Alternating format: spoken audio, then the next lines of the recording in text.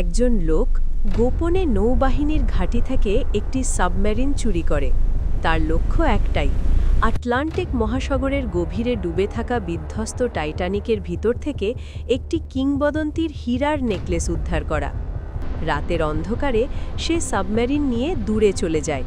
কিছুক্ষণ পর নৌবাহিনী বুঝতে পারে তাদের একটি সাবমেরিন চুরি হয়েছে। সঙ্গে সঙ্গে অনুসন্ধান শুরু হয়। সমুদ্রে অনেক যুদ্ধজাহাজ ও টহল দল খোঁজাখুঁজি শুরু করে। এদিকে লোকটি সাবমেরিন নিয়ে পৌঁছে যায় সেই গভীর জায়গায় যেখানে টাইটানিক ডুবে আছে। কিন্তু ঠিক তখনই সে বুঝতে পারে নৌবাহিনীর জাহাজগুলো কাছাকাছি চলে এসেছে। ধরা পড়ার আগে সে সাবমেরিন ছেড়ে সমুদ্রের ঠান্ডা পানিতে ঝাঁপ দেয়।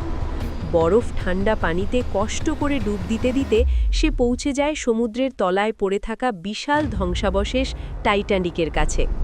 অন্ধকার আর নীরবতার মধ্যে সে জাহাজের ভাঙা দরজা দিয়ে ভিতরে ঢুকে পড়ে।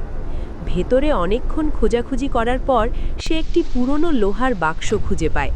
কাপা হাতে বাক্সটি খুলতেই ভিতরে ঝলমল করতে থাকা সেই মূল্যবান হীরার নেকলেস দেখা যায়। ঠিক তখনই তার চারপাশের অন্ধকার পানিতে যেন কিছু নড়ে ওঠে, যেন কেউ বা কিছু অনেক দিন ধরে সেই নেকলেস পাহারা দিয়ে আসছিল। আপনি ভিডিও লাইক, কমেন্ট, শেয়ার না করেই চলে যাচ্ছেন? এক্ষুনি সাবস্ক্রাইব করে যান।